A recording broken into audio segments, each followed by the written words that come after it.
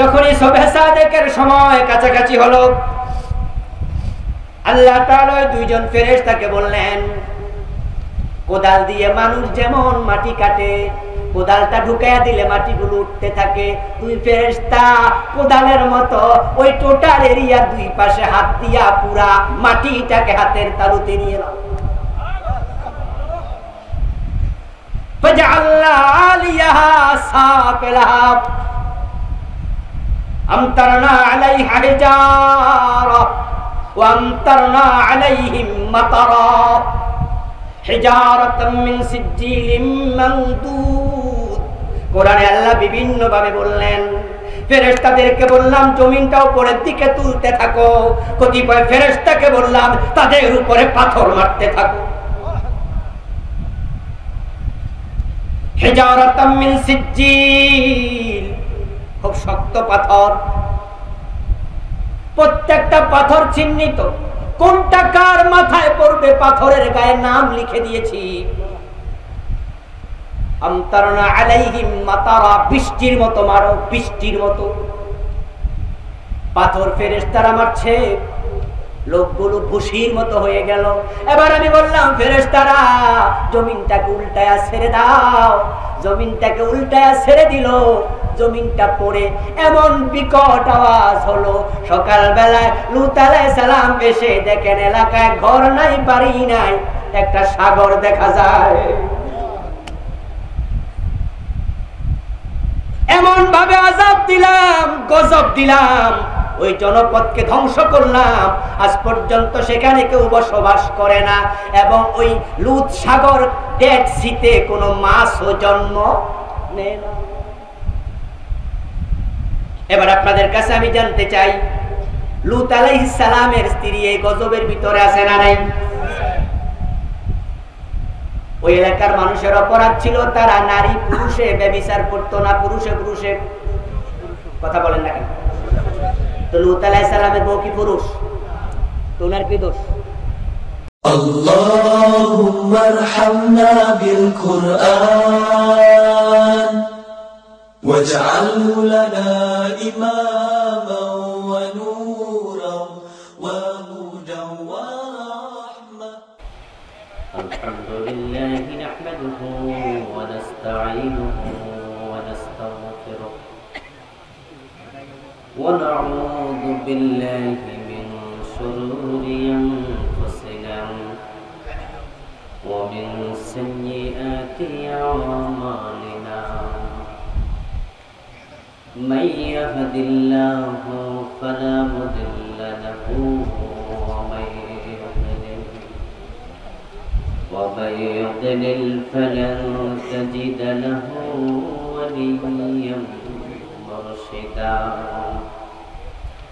وأشهد أن لا إله إلا الله وأن محمدا عبده ورسوله أما بعد فقد قال الله تعالى في كلامه المجيد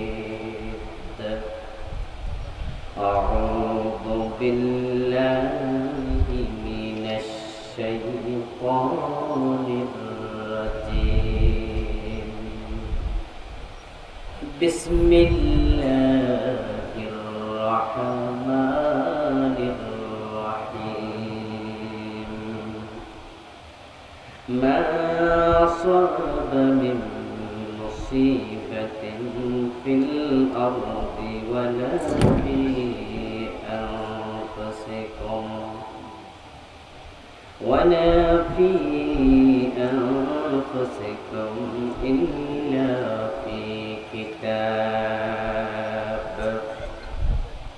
إلا في كتاب من قبل أن نبرأها إن ذلك على الله يسير. قال النبي صلى الله عليه وسلم الطاعون شهادة لأمتي وقال أيضا الطاعون شهادة لكل مسلم أو كما قال النبي عليه الصلاة والسلام. وقال تعالى مخبرا وآمرا إن الله وملائكته يصلون على النبي يا أيها الذين آمنوا صلوا عليه وسلموا تسليما. اللهم صل على محمد وعلى آل محمد كما صليت على إبراهيم وعلى آل إبراهيم إنك حميد مجيد. সকলে মহব্বতের সাথে পড়ুন আল্লাহুম্মা বারিক আলা মুহাম্মাদিন ওয়া আলা আলি মুহাম্মাদ কামা বারাকতা আলা ইব্রাহিম ওয়া আলা আলি ইব্রাহিম ইন্নাকা হামিদুম মাজিদ. আল্লাহুম্মা সাল্লি ওয়া সাল্লিম ওয়া বারিক আলাইহি. মেদিনীপুর যুব সমাজের উদ্যোগে আয়োজিত দ্বিতীয় বার্ষিক দুদিনব্যাপী ঐতিহাসিক তাফসীরুল কোরআন মাহফিলের আজকের সমাপনী দিবসের মুআজ্জাজ মুকাররম সম্মানীয় সভাপতি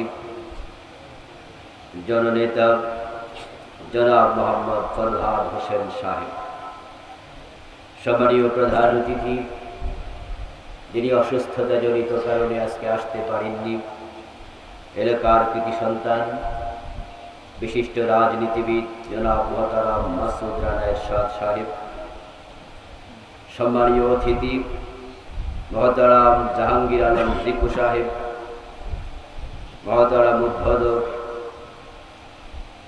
এলাকার সম্মানীয় মেম্বার মোহতারাম জনাব মোহাম্মদ মোমেন আকন্দ সাহেব, মোহতারাম কামাল হোসেন মোড়ল, হাফেজ আব্দুর রহমান সাহেব সহ উপস্থিত অন্যান্য সম্মানীয় অতিথিবৃন্দ, আমার পূর্বে কোরআন এবং হাদিস থেকে অত্যন্ত চমৎকারভাবে আলোচনা পেশ করেছেন এই গাজীপুরেরই কৃতি সন্তান প্রখ্যাত আলোচক বিশিষ্ট মুফাসসিরে কোরআন আমার অত্যন্ত প্রিয় ভাই মোহতারাম কারি হাফিজ মাওলানা এস এম আব্দুল হান্নান বেলালি সাহেব, মোহতারাম মাওলানা রিফাত বিন সুলতান সাহেব সহ উপস্থিত অন্যান্য সম্মানীয় আলোচকবৃন্দ, ইসলাম প্রিয় তৌহিদি জনতা, পর্দার অন্তরালের সম্মানীয় সতী সাধবী মা ও বোনেরা, আপনারা সকলে কেমন আছেন? মাশাআল্লাহ, আলহামদুলিল্লাহ, আমিও ভালো আছি। আল্লাহ তাআলা আমাদের সকলকে ভালো রাখুন, সুস্থ রাখুন, ঈমানের সাথে রাখুন, বলুন আমিন। সারা দেশে মহামারী করোনা ভাইরাস চলছে, তাম পৃথিবীকে থামিয়ে দিয়েছে। এই অদৃশ্য একটি ভাইরাস যেটা খালি চোখে দেখা যায় না, সাধারণ মাইক্রোস্কোপ দিয়েও দেখা যায় না, অনেক শক্তিশালী পাওয়ারফুল মাইক্রোস্কোপের প্রয়োজন হয়। এই ছোট্ট করোনা ভাইরাস তার শক্তি দিয়ে পৃথিবীর বাগা বাগা রাজনীতিবিদ যারা তাম পৃথিবীকে শাসন করছিল, ক্ষমতার দর্পে মানবতাকে উলণ্ঠিত করেছিল, কথায় কথায় পরমাণু শক্তি অহংকার দেখাতো, এই ভাইরাসটি সকলের মাথা হেট করে দিয়েছে। এই ক্ষুদ্র ভাইরাস প্রমাণ করে দিয়েছে মানুষের হাতে ক্ষমতা নাই, ক্ষমতার মালিক হলেন আল্লাহ। এই যে মহামারী বিপদ, ইতোমধ্যে করোনা ভাইরাসে আক্রান্ত হয়ে মারা গিয়েছে প্রায় 12 লাখ মানুষ, আক্রান্ত হয়েছে 4.5 কোটির বেশি, আজকেও আক্রান্ত হয়েছে 5 লাখের বেশি একদিনে। শুধু আমেরিকাতে আজকে আক্রান্ত হয়েছে 1 লক্ষাধিক। এই যে বিপদ মুসিবত আসে, এই বিপদ মুসিবত পৃথিবীতে আসার পিছনে কোনো কারণ আছে না নেই? নিশ্চয় আছে। বিপদ মুসিবত নিজে নিজে আসে নাকি এর নিয়ন্ত্রণকারী আছে? নিয়ন্ত্রণকারী কে? ওয়া তাশাউনা ইল্লা আইয়াশা আল্লাহু রাব্বুল আলামিন। আমরা যা চাই তাই হয় নাকি আল্লাহর চাওয়া লাগে? আল্লাহর মাশিয়াত ব্যতীত কিছুই হয় না। ফ্যানটা ওদিকে ফিরলো কেন? ফ্যানটা ওদিকে গেল কেন?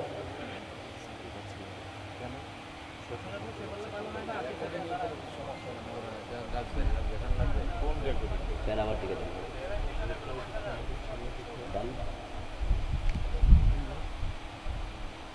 সম্মানীয় ভাইয়েরা, আজকে ইনশাআল্লাহ আমরা আল্লাহ তাআলা যদি তৌফিক দেয় আলোচনা করতে চাই বিপদ মুসিবত এ মহামারী পৃথিবীতে কেন আসে এবং এই যে আযাব গজব করোনা ভাইরাস তাম পৃথিবীকে থামিয়ে দিয়েছে, অর্থনৈতিক বিপর্যয় তৈরি হয়েছে, তার ক্ষতি থেকে আমরা কেউ মুক্ত নয়। আমরা যারা করোনা আক্রান্ত হইনি আমরাও অর্থনৈতিকভাবে আক্রান্ত হয়েছি, ঠিক না? করোনা ভাইরাসের কারণে মাহফিলগুলো অনুমতি পাচ্ছে না। আমি ধন্যবাদ জানাচ্ছি অত্র আসনের মাননীয় এমপি মহোদয়কে, ধন্যবাদ জানাচ্ছি গাজীপুর জেলার সম্মানীয় ডিসি এসপি সহ এই থানার টিওনো ওসি সহ দায়িত্বশীলদেরকে, এই গ্রামের যে দায়িত্বশীলেরা এই মাহফিলের জন্য অনেক পরিশ্রম করেছেন, যারা অনুমতি দিয়েছেন, আল্লাহ তাদের সকলকে তার গোলাম হিসাবে কবুল করুন। আল্লাহ তাদেরকে ক্ষমা করে আল্লাহর জান্নাতে যাওয়ার উপযুক্ত চরিত্রে নিজেদেরকে গঠন করার তৌফিক দান করুন। এই মহামারী থেকে আমাদের পরিত্রাণ দরকার আছে না নাই? মহামারী শুরু হয়েছে আপনারা জানেন সে ডিসেম্বর মাসের শেষ দিকে। ডিসেম্বর মাসে চায়নাতে সর্বপ্রথম এই কোভিড ধরা পড়ে, যার কারণে এটার নামই হয়েছে কোভিড-19। 19 ডিসেম্বরে ধরা পড়েছিল, আরেকটি ডিসেম্বর এসে যাচ্ছে, 1 বছরের কাছাকাছি হয়ে গেল। নতুন করে আবার তার আক্রমণ শুরু হয়েছে। এই অবস্থা চলতে থাকলে তামাম পৃথিবী বসে যাবে, না খেয়ে দুর্ভিক্ষে পতিত হবে কোটি কোটি মানুষ, অর্থনীতির চাকা বিকল হবে, কষ্টে থাকবে, চাকরি চলে যাবে, ব্যবসায় ধস নামবে, দিনই কার্যক্রম আমরা যথাযথভাবে করতে পারবো না। এজন্য এই মহামারী থেকে আমরা পরিত্রাণ চাই। বিপদ মুসিবত আসে, আবার তা নিয়ন্ত্রণকারী একজন আছে, পরিত্রাণেরও সুযোগ আছে। এ সব বিষয়ের আলোচনা আল্লাহর কোরআন মাজিদে আছে কিনা? আল্লাহ তাআলা বলেন ওয়ামা ফাররাতনা ফিল কিতাবি মিন শাই তিবিয়ানান লিকুল্লি শাই। কোরআন এমন এক কিতাব, যেই কিতাবের মাঝে কোনো কিছুর বর্ণনা আল্লাহ তাআলা বাকি রাখেন নাই। ওয়ামা ফাররাতনা ফিল কিতাব মিন শাই, কিছুই বাদ নাই, সব কিছু আছে। এজন্যই আমরা ছোটকালে স্লোগান দিতাম, সব সমস্যার সমাধান দিতে পারে আল কোরআন। আমরা আজকে কোরআন এবং সুন্নাহ থেকে এই মহামারী বিপদ মুসিবত কেন আসে, তা থেকে পরিত্রাণের উপায়টা কি, সে প্রসঙ্গে আলোচনা করব ইনশাআল্লাহ। এরই সুবাদে আমি আপনাদের সম্মুখে পবিত্র কোরআন মাজিদ থেকে সূরা আল হাদীদের 22 নম্বর আয়াত তিলাওয়াত করেছি। যে আয়াতে কারিমা আল্লাহ তাআলা বলেন, ওয়ামা আসাবা মিন মুসিবাতিন ফিল আরদ ওয়ালা ফি আনফুসিকুম ইল্লা ফি কিতাব। ও দুনিয়ার মানুষ, তোমাদের জীবনে অথবা পৃথিবীর কোন লোকালয়ে এমন কোন বিপদ আসে না, মুসিবত আসে না, ইল্লা ফি কিতাব, যেটা আমি আল্লাহ কিতাবে লিখি নাই। মিন ক্বাবলি আন নাবরাহা, এবং এটা আমি গতকাল গত পরশু লিখি নাই। যে বিপদ মুসিবত আসবে এই জমিনের মাঝে, আমি জমিন সৃষ্টি করার আগেই লিখে রেখেছি। ইন্না যালিকা আলাল্লাহি ইয়াসীর। তুমি বলবে এটা কিভাবে সম্ভব? এজন্য আল্লাহ জবাব দেন, জমিন বানানোর আগেই তিনি লিখেছেন। এটা আল্লাহর জন্য বড়ই সহজ। আমাদের কাছে কাল হলো তিনটা, অতীত, বর্তমান এবং ভবিষ্যৎ। আর আল্লাহর জন্য এটা সহজের কারণ আল্লাহর কাছে ভবিষ্যৎ বলতে কোনো কাল নেই, অতীত বলতে কোনো কাল নাই। আল্লাহর কাছে একটাই কাল, সেটার নাম হলো বর্তমান। এই যে আমি বসে আছি, আপনারা আমার দিকে তাকিয়ে আছেন, আমি কথা বলছি, আপনারা শুনতে পাচ্ছেন। ঠিক আমি যা বলি সব শোনেন, কিভাবে বলছি তা দেখেন, কারণ আপনি বর্তমানে অবস্থান করছেন। ঠিক আল্লাহ তাআলার কাছে অতীত ভবিষ্যৎ বলতে কিছু নাই, সব বর্তমান। তাই কখন কি ঘটবে আল্লাহ সবকিছু সমানভাবে জানেন। সুবহানাল্লাহ। এটা আল্লাহর ইলমে আজলি, তিনি সব জানেন। যে বিপদ করোনা ভাইরাস আজকে আমাদেরকে অ্যাটাক করলো, এই বিপদ মুসিবত গুলো কেন আসে? আল্লাহ বলেন আমি লিখেছি। কেন তিনি লিখলেন? এর কারণ আল্লাহ পাক রব্বুল আলামিন কোরআন মাজিদে বলছেন, ফাআখাযনাহুম বিল বাসাই ওয়াদ-দাররাই লাআল্লাহুম ইয়াতাদাররাউন। আল্লাহ তাআলা বলছেন, এই মানুষগুলোকে আমি বিপদ এবং মুসিবত মাঝে মাঝে দেই, তারা যেন বিনয়ী হয়। সুবহানাল্লাহ। যার বিপদ নাই, মুসিবত নাই, জ্বর নাই, কাশ নাই, সর্দি নাই, কোন রকমের বিপদ জীবনে স্পর্শ করে না, ওই ব্যক্তি অহংকারী হয়ে যাওয়ার সম্ভাবনা আছে না নাই? মানুষ যখন বিপদে পড়ে তখন আল্লাহর কথা মানুষ বেশি স্মরণ করে। যদি কোন নাস্তিক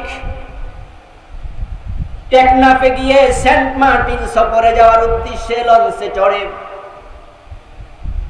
যারা টেকনাফ থেকে সেন্ট মার্টিন গিয়েছেন তারা জানেন, লঞ্চ যখন সামনে আগায় ডান পাশে কিছু পাহাড় পড়তে থাকে, বাম পাশে মায়ানমার দেখা যায়।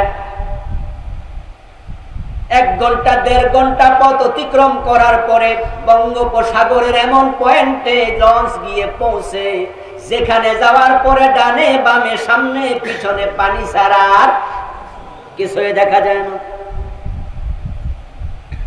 এমন জায়গায় যাওয়ার পরে যদি হঠাৎ করে ঘূর্ণিঝড় শুরু হয়, লঞ্চের যিনি সারেং ড্রাইভার, তিনি যদি হ্যান্ডমাইক নিয়ে ঘোষণা করেন, ও লঞ্চের যাত্রী ভাইরা, ঘূর্ণিঝড়ে লঞ্চ কন্ট্রোল করা সম্ভব নয়, 15 ফিট 20 ফিট উঁচু হয়ে ঢেউ আসছে, যেই কোনো মুহূর্তে লঞ্চটা ডুবে যেতে পারে।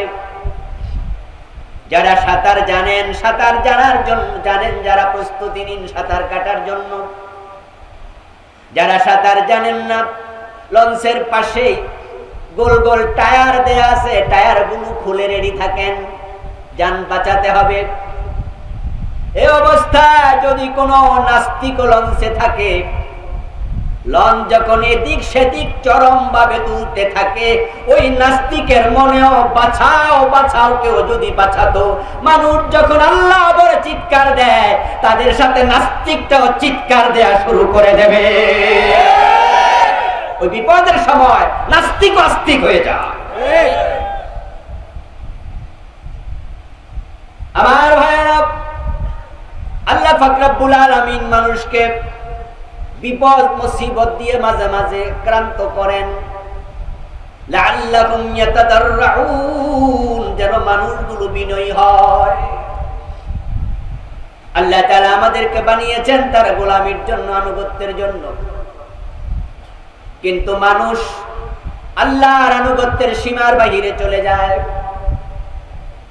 আপনি দেখবেন গরিব যদি ধনী হয়ে যায়, টাকা যত বাড়ে অধিকাংশ গরিবের অহংকার তত বাড়ে।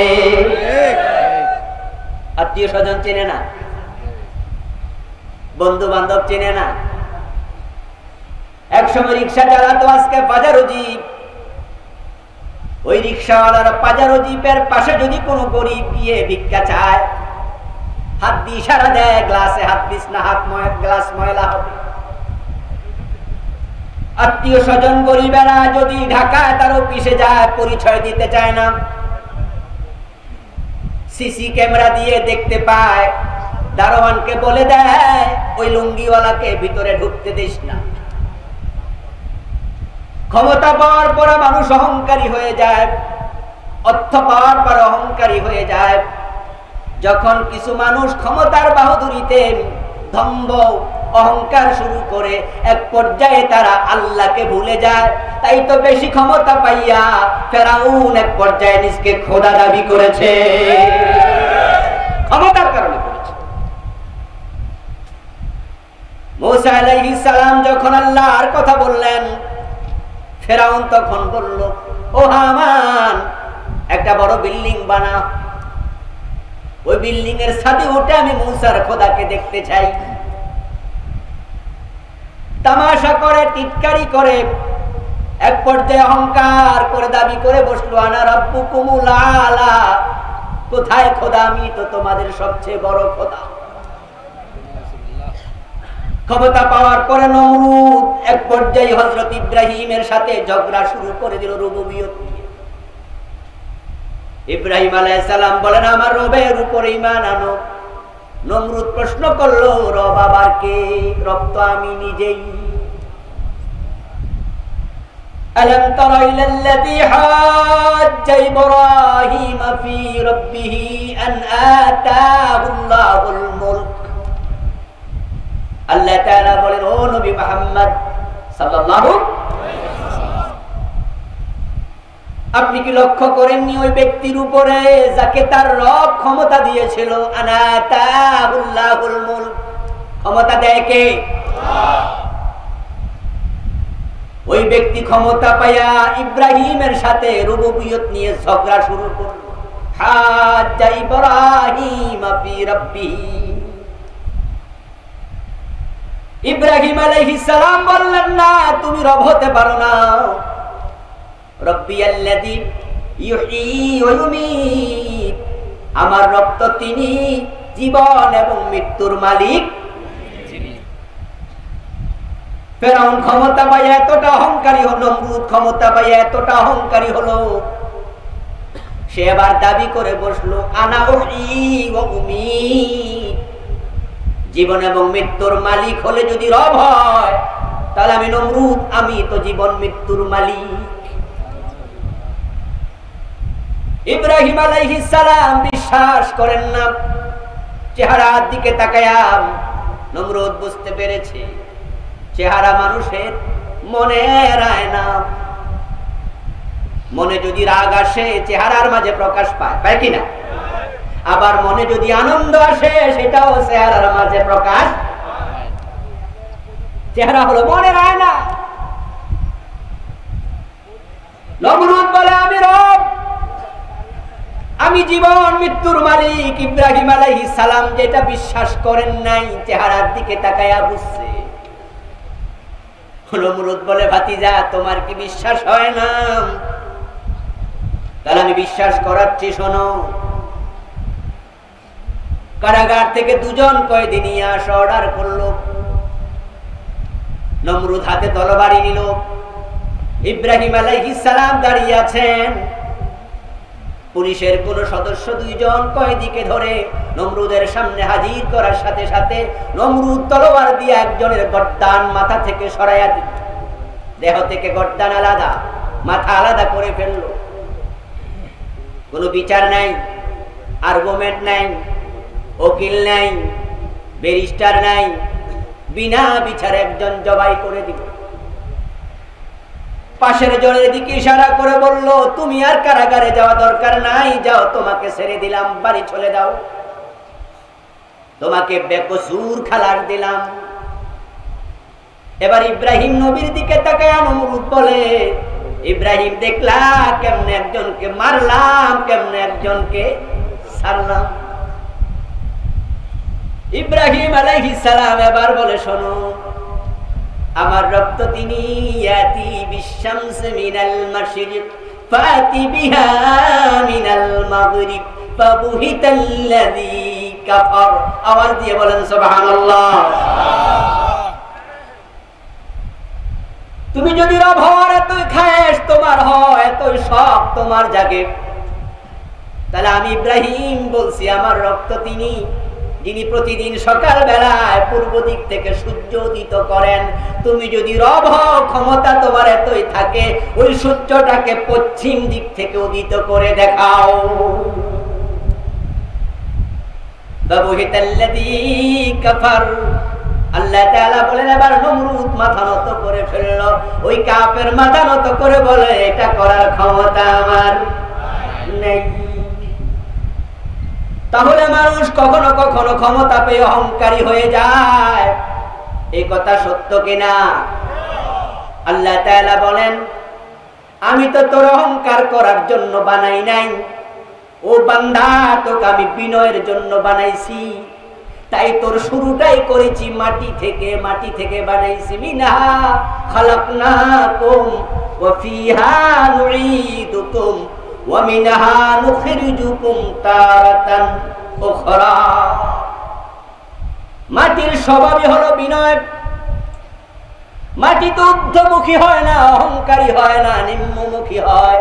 তাই মাটি এক মুষ্টি হাতে নিয়ে ছেড়ে দেবেন, মাটিটা নিচের দিকে যাবে।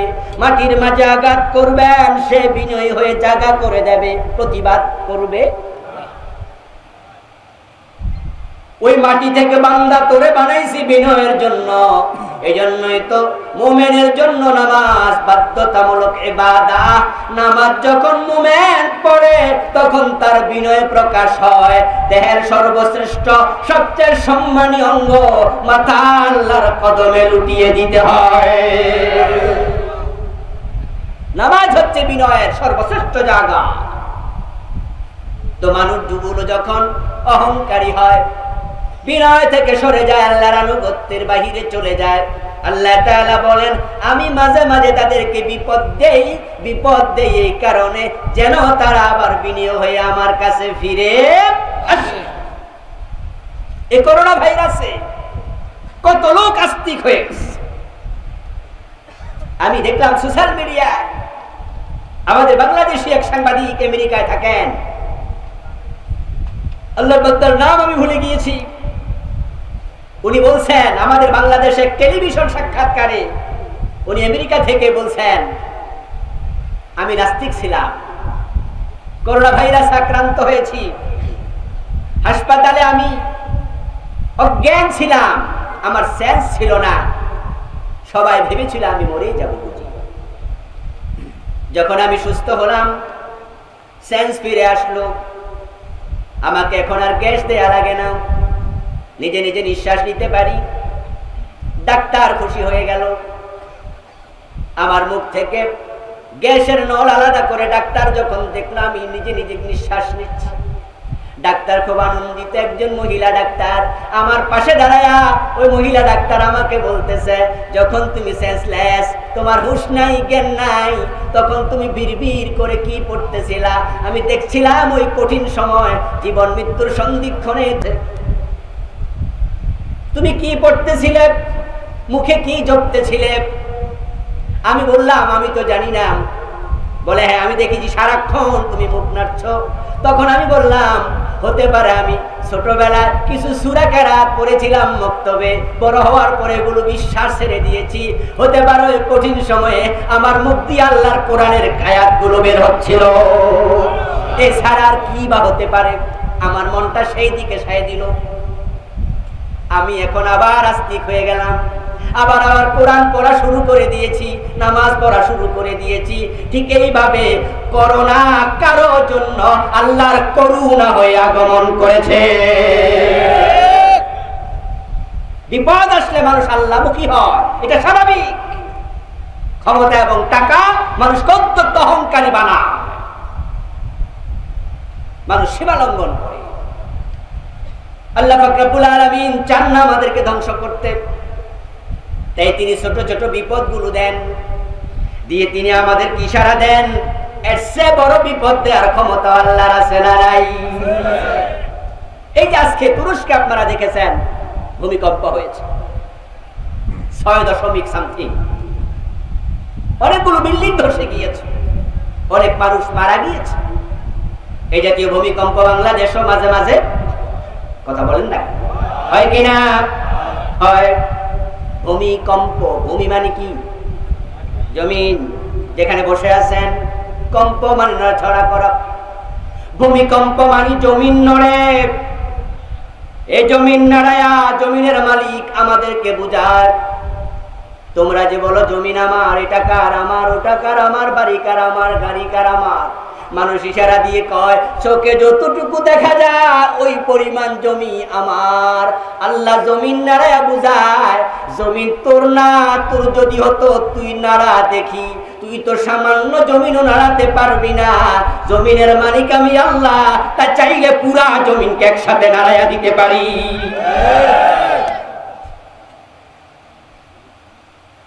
ইদা জুলজিলাতিল আরদু জিলতুম, আল্লাহ তাআলা যদি চাইতেন শুধু করোনা ভাইরাস দিয়া একদিনে 4 লাখ মারার ক্ষমতা আল্লাহর আছে না নাই? তিনি কোরআন মাজিদে বলেন ওয়ালানুযীকান্নাহুম মিনাল আযাবিল আদনা দুনা আযাবিল আকবার লাআল্লাহুম ইয়ারজিউন। আমি তাদেরকে মাঝে মাঝে ছোটখাটো বিপদ দেই, বড় বড় বিপদ দেই না। আমি বুঝাইয়া দেই বড় বিপদ দেওয়ার ক্ষমতাও আমার আছে। আমি বড় বিপদ দেই না, ছোট বিপদ দেই যেন তারা আমি আল্লাহর কাছে ফিরে আসে। তাহলে করোনা ভাইরাস এই জাতীয় বিপদ মুসিবত আল্লাহ দেন মানুষ যেন আল্লাহর কাছে ফিরে যায়। আল্লাহ পাক রব্বুল আলামিনের এটা একটা নিয়ম। তিনি মাঝে মাঝে অতিবৃষ্টি দেন, বন্যায় মানুষ ডুবে যায়। অনাবৃষ্টি দেন, দুর্ভিক্ষ তৈরি হয়, নদীর ভাঙ্গনে বাড়িঘর চলে যায়। আবার দেখা যায় পৃথিবীর কোন কোন অঞ্চলে আমরা দেখতে পাই বন্ধু আগুন লেগে শত শত বিঘা জমিন পুড়ে গেছে, এমন ঘটনাও। আগ্নেয়গিরি লাভা উৎকিরণ করে মাইলের পর মাইল জ্বালায়া দেয়, শত শত বাড়িঘর নিয়ে নদীতে তলিয়ে যায়, নদী ভাঙ্গনে। হঠাৎ করে আপনজন মরে যায়, ব্যবসা ধস নেমে যায়। বিশাল লঞ্চে করে বিদেশ থেকে মাল আসছিল, হাজার হাজার কোটি টাকার মাল, সব নিয়ে লঞ্চটা সাগরে ডুবে যায়, এমন ঘটনাও। অতিবৃষ্টি, অনাবৃষ্টি, খরা, দুর্ভিক্ষ, মহামারী, কলেরা, টাইফয়েড, সোয়াইন ফ্লু, এই জাতীয় বিপদ মুসিবত আল্লাহ তাআলা মাঝে মাঝে দেন। এটা তার সিস্টেম, এটা অভ্যাস। এই ধাক্কাগুলো দিয়ে তিনি আমাদেরকে বুঝান ক্ষমতার মালিক তোমরা না, ক্ষমতার মালিক হলেন আল্লাহ। আপনারা দেখেছেন ইতালির প্রধানমন্ত্রী, তিনি আকাশের দিকে মাথা তুলে বলেছেন আমাদের যা করার চেষ্টা আমরা সব করেছি, এখন বাকি দায় দায়িত্ব আকাশের মালিক, আকাশওয়ালার, আমাদের আর কিচ্ছু করার। অথচ এই ইউরোপের দেশগুলো, আমেরিকার দেশগুলো এত অহংকার করত, তারা ভাবতো দুনিয়াতে তারা যা তাই করতে পারে, ক্ষমতার অভাব নাই। কিন্তু আল্লাহ দেখিয়ে দিয়েছেন ছোট্ট একটি ভাইরাসের সাথে পেরে উঠবা, ওই ক্ষমতাও তোমাদের। এটা এসে যায় বিপদ মুসিবত আল্লাহর সিস্টেমের কারণে। এই জাতীয় বিপদ মুসিবত আমাদের জীবনও আসে। আপনাদের জেনে রাখা লাগবে, একটা বিপদ আল্লাহর অনুমতি ছাড়া আসে না। ঘর থেকে বের হয়েছেন হোঁচট খেয়ে, সিঁড়ি থেকে পড়ে পা ভেঙে গেছে, এমন ঘটনা হয় না? রাস্তায় বের হয়েছেন, রাস্তার পাশ দিয়ে হেঁটে যাবেন, রাস্তার পাশে দাঁড়িয়ে আছেন, পিছন থেকে গাড়ি ধাক্কা দিয়েছে, জায়গায় মরে গেছে। আপনাদের গাজীপুরের কৃতি সন্তান, কালীগঞ্জের অধিবাসী মাওলানা আব্দুস সাত্তার, মনে আছে? রাস্তার পাশে দাঁড়িয়েছিলেন, একটি গাড়ি এসে তাকে ধাক্কা দিল। কয়েকদিন হাসপাতালে ছিলেন, তারপর ইন্তেকাল করলেন। প্রিয় ভাই মাওলানা, নাকি ভুল বলেছি না? আব্দুস সাত্তার হোসাইনি, বন্ধু মানুষ, আমাদের হান্নান ভাইয়ের প্রিয়জন, আমারও প্রিয়জন। আজকে হাজারো জনতাকে নিয়ে আল্লাহর কাছে দোয়া করি, আল্লাহ আমার প্রিয় ভাই আব্দুস সাত্তারকে জান্নাতের মেহমান বানায়া দাও। রাস্তার পাশে দাঁড়িয়ে আছেন, গাড়ি চাপা দিয়েছে, উনি চলে গেলেন, হোঁচটকে পরে পা ভেঙে ফেললেন। আমার ভাই, আরো কত বিপদ হয়। ঘরে গ্যাস সিলিন্ডার বিস্ফোরণ, 5-7 আগুনে দগ্ধ হয়ে গেছে, এমন ঘটনাও। আল্লাহ পাক রব্বুল আলামিন বলেন, মা আসাবা মিন মুসিবাতিন ইল্লা বিইযনিল্লাহ। ও দুনিয়ার মানুষ শোনো, আল্লাহর অনুমতি ছাড়া কোনো বিপদ আসে না। এজন্য যে বিপদ এসেছে আপনাকে বুঝে নিতে হবে, এটা আল্লাহ লিখেছেন জমিন বানানোর আগে। এই বিপদটা নিজে নিজে আসে না, আসার ক্ষমতা তার নাই, এসেছে আল্লাহর অনুমতি নিয়ে। এখন আপনাকে ব্যাখ্যা করতে হবে বিপদটা আসলো কেন। এখানে দুটি কারণ, একটা হতে পারে আপনার জন্য পরীক্ষা, অথবা হতে পারে আপনার কৃতকর্মের ফলাফল। এটা আল্লাহর গজব। কথা বুঝেন? এই করোনা ভাইরাসে কত মুমিন, মুসল্লি, নামাজি, হাজি গাজিও মারা গেছে, যায় না? আবার এই করোনা ভাইরাসে নাস্তিক, বেনামাজি, কাফেরও মারা গেছে। আমার বন্ধু, 2 জনের জন্য একই কারণে করোনা আসে নাই, আল্লাহর পক্ষ থেকে অনুমতি নিয়ে এসেছে। কারো জন্য পরীক্ষা, কারো জন্য গজব। এখন আপনাকে হিসাব করতে হবে, আমি যে বিপদে পড়ে গেলাম, অ্যাক্সিডেন্ট করলাম, আমার ব্যবসা ধস হয়ে গেল, বাড়িতে আগুন লেগে গেল, সিলিন্ডার বিস্ফোরণ হলো, গাড়িতে চাপা পড়লাম, কেন হলো? আপনি হিসাব বের করবেন। যদি দেখেন অপরাধী, তাহলে আপনার উচিত এই বিপদ দেখে অপরাধ ছেড়ে দিয়ে আল্লাহর কাছে ফিরে আসা।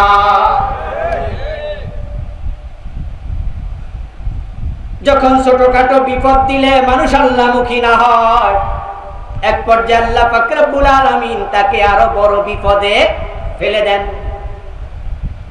এটা আল্লাহর সিদ্ধান্ত। বিপদ আসার দ্বিতীয় কারণ হবে, আমরা এই জমিনে বিপদ আসার মতো পরিবেশ নিজেরাই তৈরি করছি। কোরআনে আল্লাহ বলেন, যাহারাল ফাসাদু ফিল বাররি ওয়াল বাহরি বিমা কাসাবাত আইদিন নাস। জমিনে, স্থলে এবং জলে যত বিপর্যয় দেখো তোমরা, আল্লাহর বক্তব্য হলো এই বিপর্যয়গুলো তোমাদের নিজের হাতের কামাই। এই জমিনে বিপদ আল্লাহ তাআলা বলেন আমি কেন দেই? দেয়ার কারণ শোনো, ওয়ালাকাদ হালাকনাল কুরুনা মিন ক্বাবলিকুম লাম্মা যালামু। 4 লাখ আমি ধ্বংস করলাম করোনা দিয়ে। তোমরা যদি তাওবা করে ফিরে না আসো, অপরাধ কমায়া না দাও, জুলুম করতে থাকো। 4 লাখের জায়গায় 4 কোটি, 4 কোটির জায়গায় 10 কোটি, 100 কোটি, 200 কোটি। আমি আল্লাহ যদি চাই এই করোনা দিয়া 800 কোটি মানুষকে মারার ক্ষমতা আল্লাহর আছে না নাই? বাঁচার কোনো সুযোগ থাকবে না যদি আল্লাহ চান। আমাদের বাংলাদেশে কত ক্ষমতাওয়ালারাই করোনায় মারা গেছে, মারা যায় নাই? আমাদের বর্তমান মন্ত্রী, সাবেক মন্ত্রী, বাংলাদেশের বর্তমানে সবচেয়ে ধনী পরিবার এস আলম গ্রুপ, নাম শুনেছেন? অনেকগুলো ব্যাংক তাদের নিয়ন্ত্রণে। সবচেয়ে বড় ব্যবসায়ী প্রতিষ্ঠান এস আলম গ্রুপের কর্ণধার, ওনাদের পরিবারের একজন ভাই করোনা আক্রান্ত হলেন। চাইলেই একটা এয়ার অ্যাম্বুলেন্স নিয়ে যেই কোনো সময় পৃথিবীর বড় যে কোনো হাসপাতালে যাওয়ার ক্ষমতা অর্থনৈতিকভাবে তাদের ছিল, কিন্তু এমন সময় আক্রান্ত হয়েছে তামাম পৃথিবী লকডাউন, কোথাও যাওয়ার সুযোগটাও নাই। কোটি কোটি টাকা আছে, বাঁচার সুযোগ। আমাদের সাবেক মন্ত্রী নাসিম সাহেব মারা গেলেন করোনায়, ঠিক কিনা? বর্তমান চলমান মন্ত্রী আব্দুল্লাহ ধর্ম প্রতিমন্ত্রী মারা গেলেন করোনায়। আপনারাই বলুন তো, অর্থ এবং ক্ষমতা দুটাই তাদের আছে না নাই?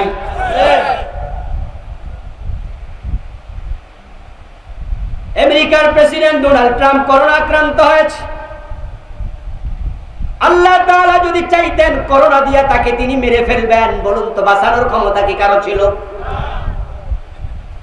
আল্লাহ পাক রব্বুল আলামিন আমাদেরকে সতর্ক করছেন, তোমরা যা করছো থেমে যাও। ওয়ালাকাদ হালাকনাল কুরুনা মিন ক্বাবলিকুম, আমি এই জাতীয় বড় বড় আযাব দিয়া, গজব দিয়া তোমাদের আগেও কত জাতিকে আমি ধ্বংস করেছি, কত জনপদ আমি উল্টায়া দিছি, গজব দিয়ে শেষ করেছি। লাম্মা যালামু, আর এই কাজ আমি তখন করেছি যখন তারা জালেম হয়ে গিয়েছে। এটা জুলুমের ফল। মানুষ যখন জুলুম করে, মাজলুম আর্তনাদ করতে থাকে, মাজলুমের ফরিয়াদ যখন বেড়ে যায়, আল্লাহর গজব তখন নেমে আসে। ওয়াত্তাকু ফিতনাতাল লা তুসিবান্নাল্লাযীনা যালামু মিনকুম খাসসা। এবার আপনারা যারা জুলুম করেন নাই, ভালো মানুষ আক্রান্ত হয়েছেন, আপনার আত্মীয় আক্রান্ত হয়েছে, ভালো মানুষ, জালেম না। প্রশ্ন হতে পারে, হুজুর উনি তো ভালো, উনি আক্রান্ত কেন হলেন? আল্লাহ কোরআনে জবাব দেয়, জালেমদের জুলমের কারণে যখন গজব আসে তখন ভালো মানুষ আক্রান্ত হয়ে যায়।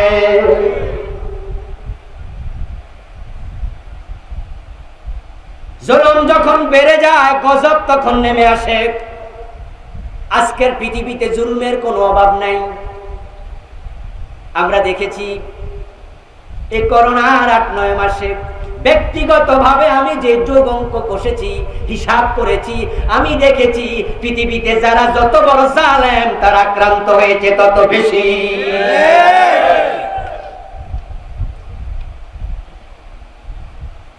আমার বন্ধু, এই পর্যন্ত আমেরিকাতে মানুষ মারা গেল 1 লাখের বেশি। 2 লাখের বেশি না, 2 লাখের বেশি।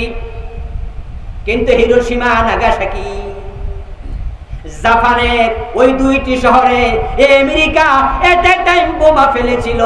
সেদিন একসাথে তো আরো কত আল্লাহর বান্দাকে তারা হত্যা করেছে, কত মানুষ বিকলাঙ্গ হয়েছে, কত মানুষ ঘর বাড়ি হারিয়েছে। একটা মানুষ যদি কাফের হয়, তার উপর জুলুম করলে, বদদোয়া দিলে কাফেরের বদদোয়া কবুল হয়ে যায়।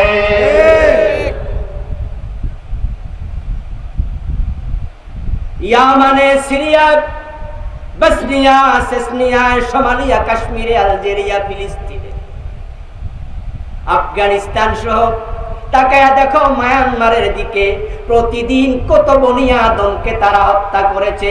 এই মানুষগুলো মানুষকে মানুষ মনে করে নাই। তারা কচুর মতো কেটেছে, পাখির মতো গুলি করেছে, বোম্বিং করে হত্যা করেছে। যখন জুলুম বেড়ে যায় আল্লাহর গজব নেমে আসে, করোনা তার বাস্তব নমুনা। আল্লাহ তাম পৃথিবীকে থামিয়ে দিয়েছে। মানুষ যেন তওবা করে, মানুষ যেন ফিরে আসে। আল্লাহ পাক রব্বুল আলামিন বলেন ওয়া কাযালিকা নাযিল কওমাল মুজরিমিন। আমি জুলমের কারণে শুধু অতীতে গজব দেই নাই, ভবিষ্যতে সিস্টেম চালু থাকবে। যখন তোমরা জালেম হবে আমার নতুন নতুন গজব এসে যাবে। আমার বন্ধু, কোভিড-19 করোনা ভাইরাস, আজ থেকে 10 মাস 11 মাস আগে এই ভাইরাসের নাম পৃথিবীর মানুষ জানতো না। কত বড় গজব! পৃথিবীতে বর্তমানে রাষ্ট্রের সংখ্যা 228টা, স্বাধীনতা পেয়েছে 195টা। 228টা রাষ্ট্রের মাঝে পৃথিবীর একটা রাষ্ট্র বাদ নাই যেখানে করোনা পৌঁছে নাই। যদি আপাত দৃষ্টিতে আমরা মনে করি করোনা একজনের গা থেকে আরেকজনের কাছে যায়, চিকিৎসা বিজ্ঞান সেটাই বলছে, আমরাও বিশ্বাস করছি। কিন্তু বন্ধু, করোনা ভাইরাস এক জায়গা থেকে আরেক জায়গায় যদি না যাইতো, তাহলে আপনি ভাবেন আপনার দেশে করোনা আসতো না? আমি বলি তোমার সাথে আমি একমত না। কারণ চায়নাতে প্রথম যখন করোনা ভাইরাস উৎপত্তি হয় ওইটা আইছে কোত্থেকে? কথা কি বুঝেন? পৃথিবীতে প্রথম দেশ করোনা ভাইরাসে আক্রান্ত, সে দেশের নাম কি? চায়না। তো চায়না থেকে বাংলাদেশে আসছে, বাংলাদেশ থেকে মায়ানমার গেছে, মায়ানমার থেকে আরেক দেশে গেছে, কিন্তু চায়নারটা কোত্থেকে আসছে? আল্লাহ পাক রব্বুল আলামিন পৃথিবীর 228 দেশকে একসাথে আক্রান্ত করলেন, কাউকে মুক্তি দিলেন না। তামাম পৃথিবীর মানুষগুলো অপরাধের সাথে মিশে গেছে। কেউ সরাসরি জালেম, কেউ সরাসরি জালেম নয়, জালেমের সাহায্যকারী। কেউ জালেমের সাহায্যকারী নয়, জালেমের সমর্থক। কেউ সমর্থন করে না, তবে চুপ থেকে মৌন সমর্থন করছে। আবার একদল আল্লাহর বান্দা আছে যারা জুলুমের প্রতিবাদ করছে, তবে ওই প্রতিবাদীর সংখ্যা বড়ই কমে গেছে।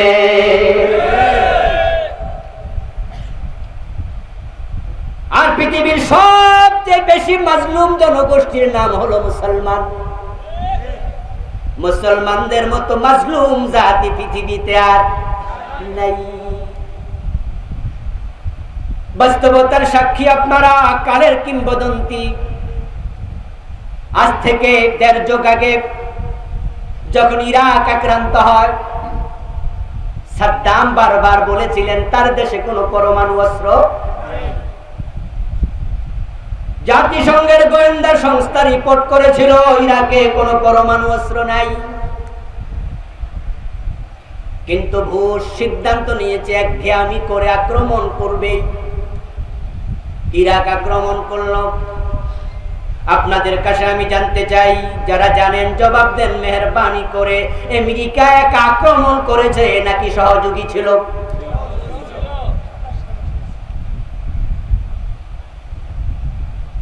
এই যে আমি এখানে বসে আছি, আমরা প্রোগ্রাম করতেছি কোন জায়গায় কোন জায়গায়, কোন মাহফিল কোন মাঠে। আমার বন্ধু স্যাটেলাইট থেকে এটা দেখা যায় না? কথা বলেন, দেখা যায় কিনা?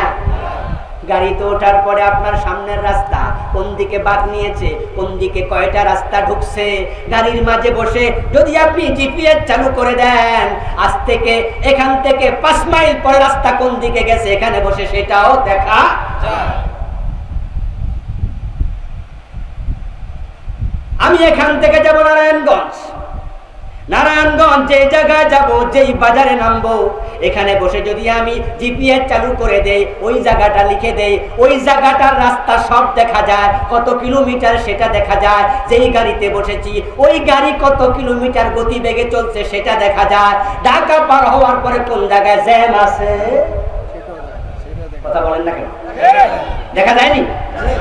কোন জায়গায় রাস্তায় জ্যাম পড়ে আছে, লাল দাগ ওঠে, সবুজ দাগ ওঠে, হলুদ দাগ ওঠে, মানে জ্যাম কিছু কম, ওইটা হলো একটু হলুদ। জ্যাম নাই সবুজ, জ্যাম আছে লাল।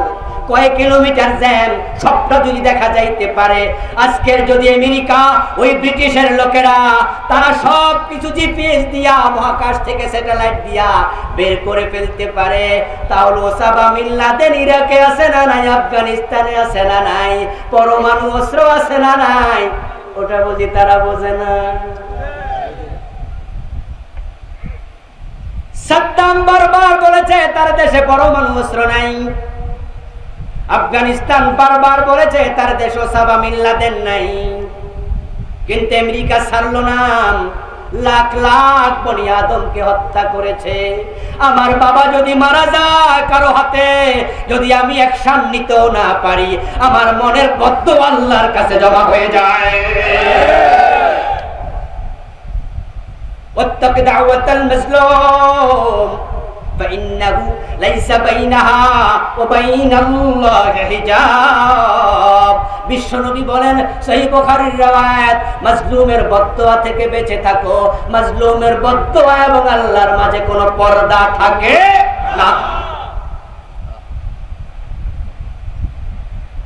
এইভাবে ইরাক শেষ করে দিল, হাজার হাজার ঘর বাড়িকে বিধ্বস্ত করলো, লাখ লাখ মুসলমান হত্যা করে ইরাক দখল করার পরে আমেরিকা বোমা পাইছে কয়টা? পরমাণু অস্ত্র পায় নাই। আফগানিস্তান মেসাকার করার পর লাদেনকে পায় নাই, লাদেনকে পাইছে অনেক বছর পরে পাকিস্তানে, ঠিক না?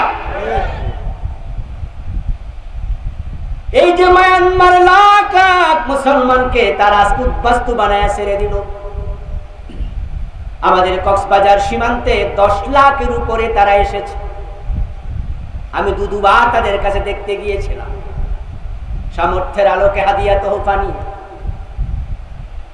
এমন এক আল্লাহর বান্দার সাথে দেখা হয়েছিল, চিটাঙ্গা বাংলায় তারা কথা বলে, তারা বাংলাভাষী, চট্টগ্রামের আঞ্চলিক ভাষায় তারাও কথা বলে। ওই বুড়া মুরব্বী বলল, হুজুর লাইনে দাঁড়াতে লজ্জা পাই, ত্রাণের জন্য দাঁড়াই না, কিন্তু পেটের ক্ষুধায় দাঁড়াতে বাধ্য হই। যেই দেশে আমি ছিলাম আমার নিজের পার্সোনাল প্রাইভেট কার ছিল, বিশাল ব্যবসা প্রতিষ্ঠান, ব্যাংকে টাকা পয়সা জমানো ছিল, হঠাৎ আক্রান্ত হলাম, কোন রকমের জানটা লইয়া আপনাদের বাংলাদেশে এখন উদ্বাস্তু লাইনে দাঁড়ায় ভিক্ষা নেই। এই যে মায়ানমারের লোকেরা আমাদের মুসলমানদের উপর জুলুম করলো, আমেরিকা ইরাকের উপর জুলুম করলো, ব্রিটিশ আফগানিস্তানের উপর জুলুম করলো, এই দেশ ওই দেশের উপরে করলো।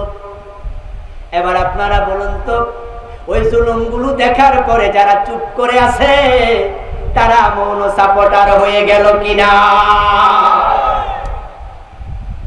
একদল জুলুম করে, আরেক দল সাথে সঙ্গী হইয়া সাহায্য করে, আরেক দল চুপ করে থেকে মৌন সাপোর্ট করে। আলটিমেটলি লাখ লাখ নয় কোটি কোটি মানুষ ওই জালেম হয়ে যায়। প্রতিবাদী অল্প কয়জন। জালেমদের অপরাধের কারণে যখন আযাব আসে তখন ভালো মানুষরাও বাঁচতে পারে না, তবে জালেমরা গজবে পড়ে জাহান্নামে যায়। আর যারা ভালো মানুষ তারা যদি গজবে পড়ে যায় আল্লাহ শাহাদাতের মর্যাদা দিয়ে দেয়।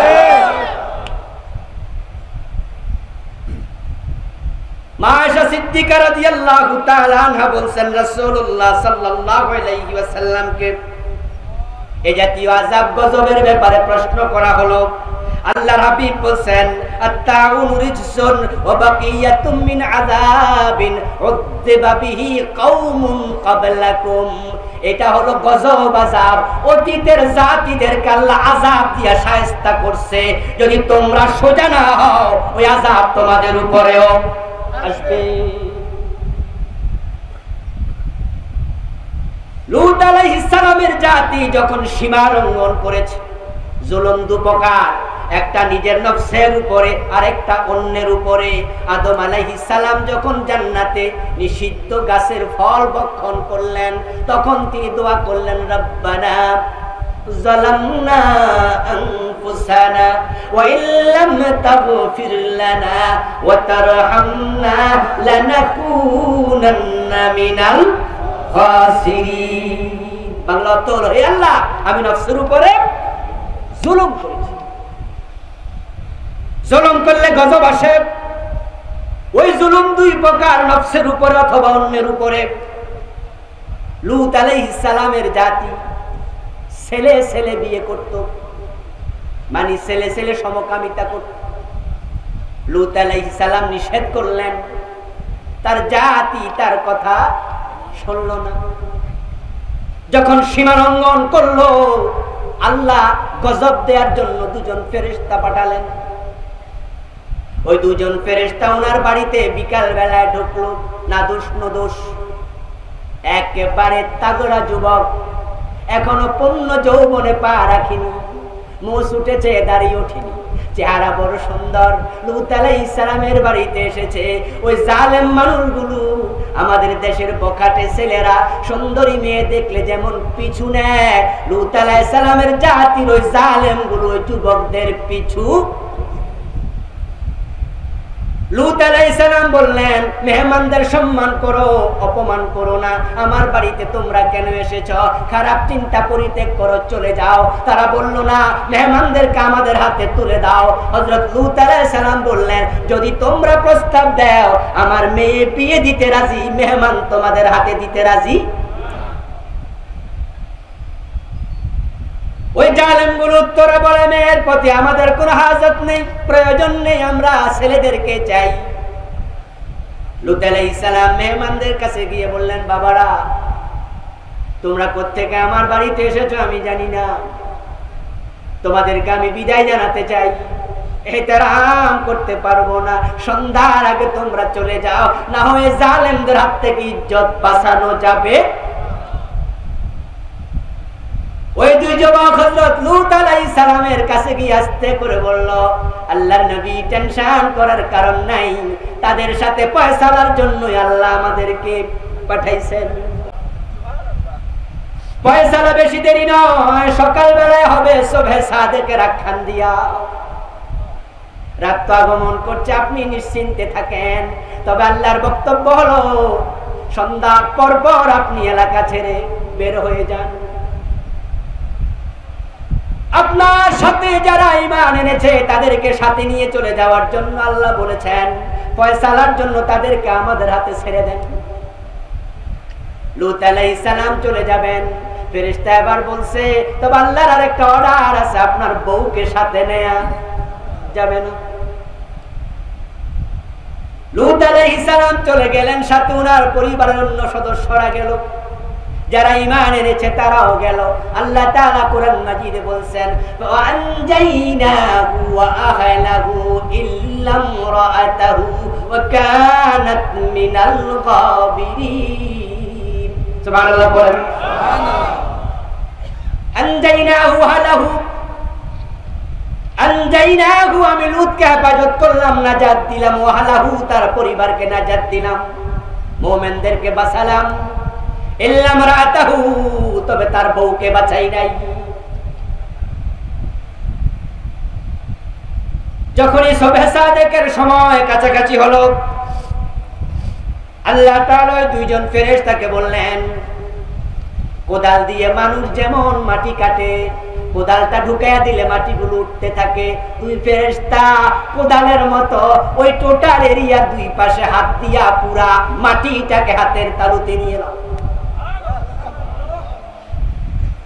فجعلنا عاليها سافلها أمطرنا عليها حجارة وأمطرنا عليهم مطرا حجارة من سجيل منضود। কোরআনে আল্লাহ বিভিন্ন ভাবে বললেন, ফেরেশতাদেরকে বললাম জমিনটা উপরের দিকে তুলতে থাকো, কতিপয় ফেরেশতাকে বললাম তাদের উপরে পাথর মারতে থাকো। হিজারাতাম মিন সিজ্জিল, খুব শক্ত পাথর।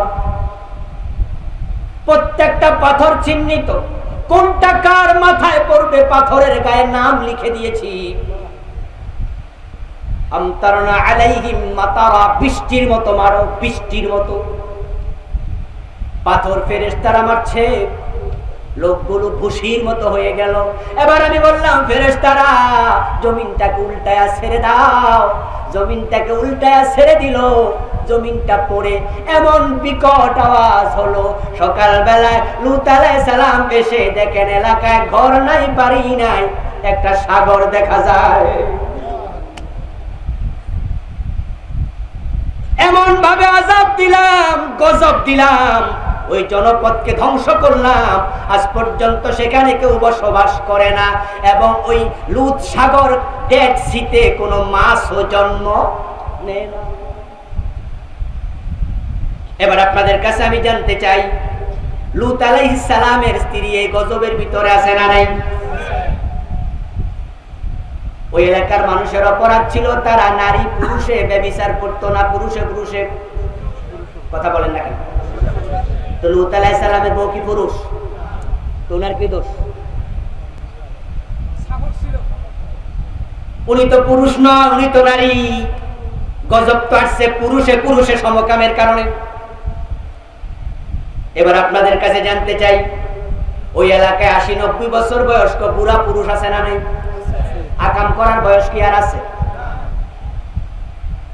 যে এরিয়ার মানুষ চুরি করে, ডাকাতি করে, যদি কোন এলাকার নামে হয় চোরাপাড়া, চোরের গ্রাম যদি হয়, আপনাদের কাছে প্রশ্ন করতে চাই, ওই গ্রামের 100 জন চোর নাকি? আসলে কোন এলাকা 100 জন চোর হয় না, 100 জন ডাকাত হয় না। যদি বেশি মানুষও চোর হয়, 2-4 জন ভালো মানুষও। লূত আলাইহিস সালামের এলাকার সব মানুষ সমকামী তা নয়, মহিলারা সমকামী নয়, লূতের স্ত্রী সমকামী নয়। এবার প্রশ্ন করি, ওই জনপদে কি ছোট ছোট নাবালেগ বাচ্চা ছিল না? ওরা কি সমকাম করার মতো বয়স হয়েছে? কিন্তু উল্টাই যখন দিছে, কেউ বাঁচতে পারে নাই। ওয়াত্তাকু ফিতনাতাল লা তুসিবান্নাল্লাযীনা যালামু মিনকুম খাস। আপনি আম গাছে উঠছেন, আম পারবেন, 1-2টা ডালা বাইয়ে ওঠার পরে ওখানে একটা পিঁপড়া বাসা ছিল, গর্ত করে পিঁপড়া আম গাছের গর্তে থাকে।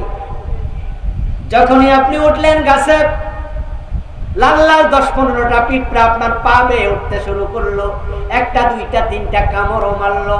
আপনি যদি ওই পিঁপড়ার কামড় থেকে নিজেকে বাঁচাতে চান, তাহলে আপনি মাইক্রোস্কোপ দিয়া, টেলিস্কোপ দিয়া কে কামড়াইছে খুঁজে খুঁজে বাইর কইরা মারবেন, ঠিক না? যখনই পিঁপড়া গুলা গায়ে উঠবে, 2-1টা কামড় দেওয়ার সাথে সাথে আপনি দিবেন ডলা, যেটি এখনো কামড়ায় নাই ওইগুলো। আল্লাহ বলেন সবাই জালেম হবে না, কিন্তু জালেমরা যখন জুলুম করে, সীমা লঙ্ঘন করলে গজব আসবে। তাই তোমরা যারা ভালোবাসো চুপ থাকবে না, জালেমদের বিরুদ্ধে তোমাদের প্রতিবাদ করা লাগবে।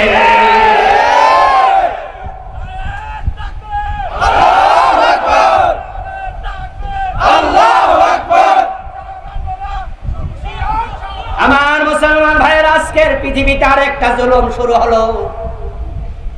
ওই জুলুমটা শুরু করেছে ফ্রান্সের রাষ্ট্রীয় সরকারের মদদে, রাষ্ট্রের মদদে শুরু হয়েছে। একটা রাষ্ট্রপ্রধান এত নিচে নামতে পারে, এটা আমার জানা ছিল না। আমরা দেখেছি ফ্রান্সে রাসূল সাল্লাল্লাহু আলাইহি ওয়াসাল্লামের ব্যঙ্গচিত্র আঁকায়া ওয়ালের মাঝে পুলিশি প্রহরায় তারা তুলে রেখেছে। ফ্রান্সের শহরে রাসূলকে হেয় করার সিদ্ধান্ত রাষ্ট্র নিয়ে অপকর্ম শুরু করেছে। এটা রাসূলের উপরে জুলুম, চরম মানের জুলুম। বিশ্ব নবীর অপমান আল্লাহ সহ্য করবে না, গজব এসে যেতে পারে। ওই গজব থেকে বাঁচতে চাইলে তামাম পৃথিবীর সব ভালো মানুষগুলো প্রতিবাদী হওয়া দরকার।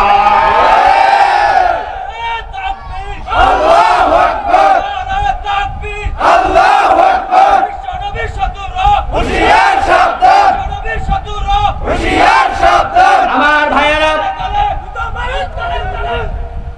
সেন্টিমেন্টে আঘাত দেওয়ার নাম বাক স্বাধীনতা হতে পারে না। কারো ধর্মীয় অনুভূতিতে আঘাত দেওয়ার নাম বাক স্বাধীনতা হতে পারে না।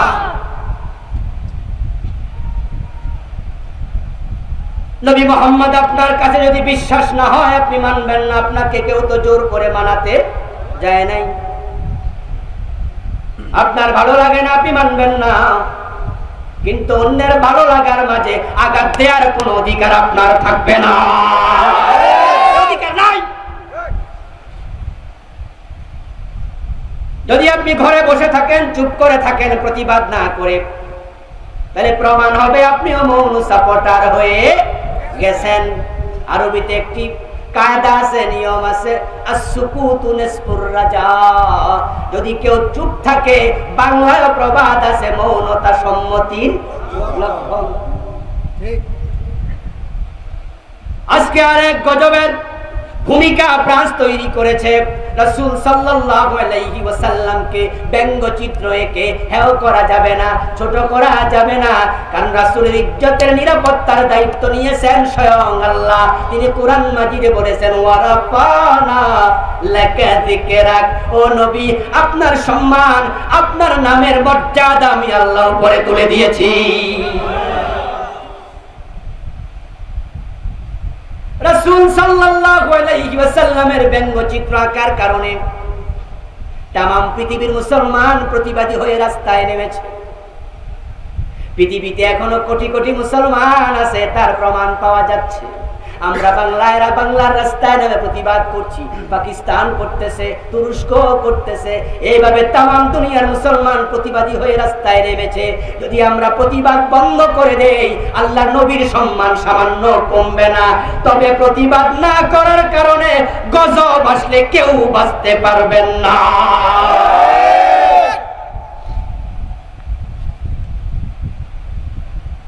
আমরা আজকের মাহফিল থেকে তাম পৃথিবীর মুসলমানদের উদাত্ত আহ্বান জানাতে চাই।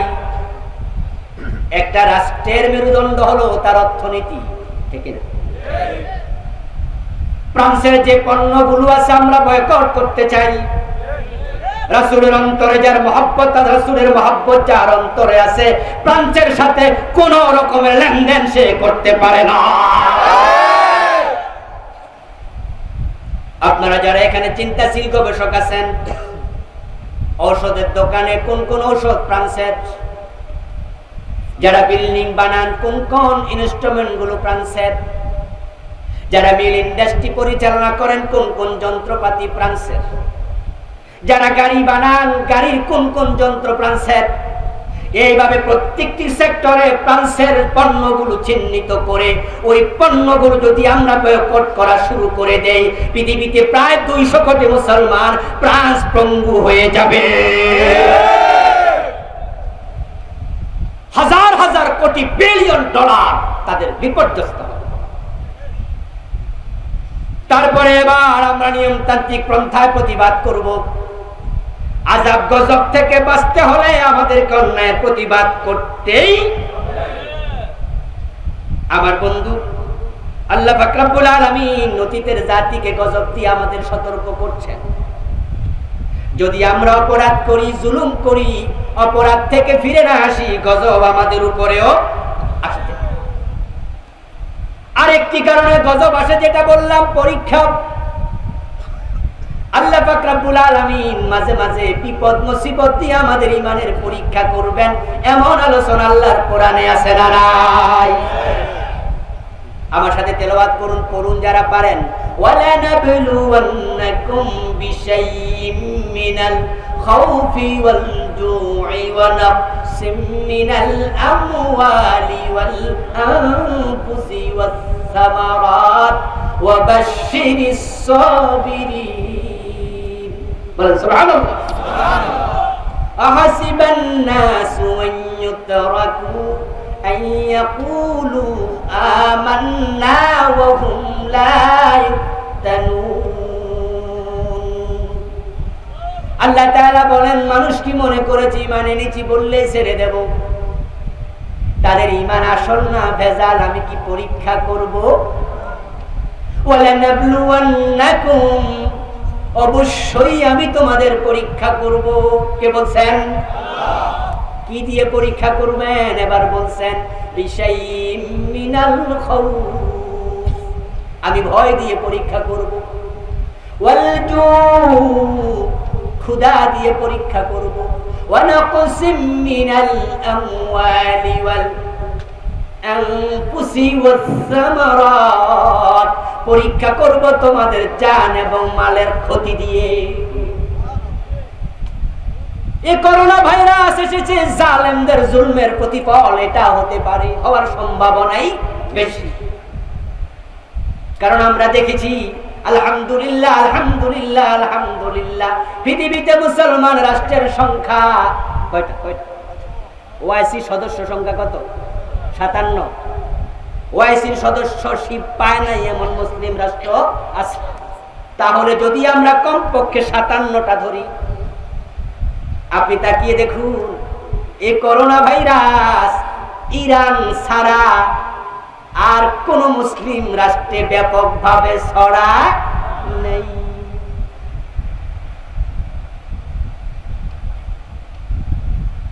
করোনা ভাইরাস এসেছে মুসলমানদেরকে টাচ করেছে, কিন্তু মেচাকার করে নাই। বাংলাদেশের দিকে তাকান, আমরা গরিব রাষ্ট্র, সরকার লকডাউন দেয়। ওই যখন চরম ভাবে লকডাউন চলছিল, আমার বাসাটাও কাউরান বাজারের পাশে। আমি কাউরান বাজারে মাঝে মাঝে খরচার জন্য যাইয়া দেখতাম কাঁচা মালের আড়তে কোনো লকডাউন। রিক্সাওয়ালা গুলো লকডাউন মানতেছে না, হুজুর পেটে ভাত নাই, যদি বাহির হয়ে করোনা ধরবো, ঘরে থাকলে না খেয়ে মরবো, তো না খেয়ে ধুকে ধুকে মরবো কেমনে? তাই তো আমরা গরিব বাহিরে চলে আসছি। দিনমজুর করোনার লকডাউন মানে না, ঠেলাওয়ালা মানে না, এত মানুষ বস্তিতে থাকে, মাথায় মাথায় একসাথে থাকে, এত সতর্কই জাতি, সতর্কতা বোঝে না। দেখলাম সোশ্যাল মিডিয়ায় সাংবাদিক একজন মহিলাকে প্রশ্ন করছে, হ্যাঁ মহিলা তোমার মাস্ক কই? মহিলা কয় মাস্ক কেন? করোনা হইব, তো আমি পান খাই, পান খাইলে করোনা হয় না। আপনারা দেখছিলেন? এই মহিলার কথাটাকে আমি সাপোর্ট করি না, সতর্কতার কথা ইসলামে আছে না নাই? কিন্তু মহিলা অসতর্ক, বুঝেই না। বরং বন্ধু মাস্ক মুখে দেয়া, অনেকে মনে করে নিঃশ্বাস বন্ধ হয়ে যাবে। পুলিশে পিটাইয়া মাস্ক পরাতে পারে না। 18 কোটি মানুষের দেশ, এক একটা গাড়ির মাঝে লোকাল বাসে মানুষ ধরবে 30 জন, ওঠে 70 জন, ঠিক না বেঠিক? বস্তিগুলোতে গেলে করোনা কারে কহেরা মনে শোনে নাই, দূরত্ব মানে না, স্বাস্থ্যবিধি মানে না, হ্যান্ড স্যানিটাইজার মানে না, মাস্ক মানে না।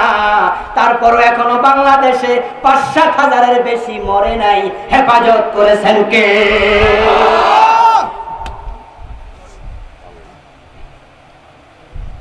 এবার বলুন তো, আমেরিকার নিউ ইয়র্ক সিটির মানুষ আমাদের মতো অসচেতন নাকি সচেতন?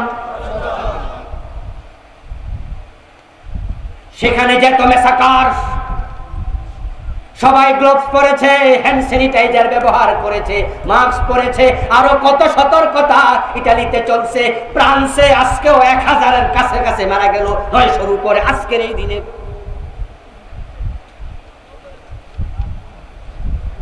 আমার ভাইয়েরা, আপনাদের একটা কথা আমি স্মরণ করিয়ে দিতে চাই, সেটা হলো আমরা মুসলমান যারা এফেক্টেড হয়েছি, আমরা জালেম নই, আমরা প্রতিবাদ করেছি। জালেমদের কারণে গজব এসে গেছে, তারাও মাঝে মাঝে এফেক্টেড হয়ে যাচ্ছে। এটা আল্লাহর পক্ষ থেকে আমাদের জন্য পরীক্ষা।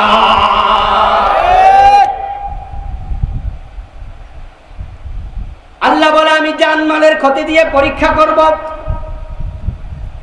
তোমরা মুমিন যদি পরীক্ষা পড়ে যাও, পরীক্ষায় পড়ে গেলে কাজ কি? হতাশ হওয়া, হাউতাশ করা, হায় হোসেন করে বুক থাপড়ানো, গায়ের জামা ছেঁড়া না। বন্ধু, যখন আমরা বিপদে মুসিবতে পড়ি, তখন আমাদের কাজ কি হবে? আল্লাহ তাআলা বলেন, সবাই আমার সাথে পড়ুন, ইযা আসাবাতহুম মুসিবাতুন ক্বালু ইন্না লিল্লাহি ওয়া ইন্না ইলাইহি রাজিউন। আওয়াজ দিয়ে বলেন সুবহানাল্লাহ। বিপদ মুসিবত কি আমাদের নাই? রাসূল সাল্লাল্লাহু আলাইহি ওয়াসাল্লামের মতো মহামানব গাদার পিঠে ওঠার সময় পিছল খেয়ে পড়ে গেছেন, পড়ে তিনি পায়ে ব্যথা পেয়েছেন, পাটা মস্কায়া গেছে। নবী মুহাম্মদুর রাসূলুল্লাহ কয়েক ওয়াক্ত নামাজ মাটিতে বসে বসে পড়া লাগছে, দাঁড়ানোর ক্ষমতা ওনার ছিল না। রাসূল সাল্লাল্লাহু আলাইহি ওয়াসাল্লাম যদি পিছল খায়া পড়তে পারে, পা মস্কাতে পারে, বিপদ মুসিবত আপনার হতে পারে না? আল্লাহ তাআলা রাসূল সাল্লাল্লাহু আলাইহি ওয়াসাল্লামকে সন্তান দিয়েছেন মোট 7 জন, 4টা মেয়ে, বাকিটা কইও সব আমার যে কয় 7 জনের মাঝে মেয়ে কয়টা? ছেলে কয়টা? 3 জন ছেলে 4 জন মেয়ে। সন্তানের মৃত্যুর খবরের মতো দুঃসংবাদ বাবার কাছে দুনিয়াতে আর একটাও নাই। সন্তানের লাশের মতো ভারী কোন জিনিস বাবার কাঁধে আর নেই। ওই নবী মুহাম্মদুর রাসূলুল্লাহ সাল্লাল্লাহু আলাইহি ওয়াসাল্লামের 7 জন সন্তানের মাঝে উনার জীবদ্দশায় আল্লাহ 6 জন কেড়ে নিয়েছেন।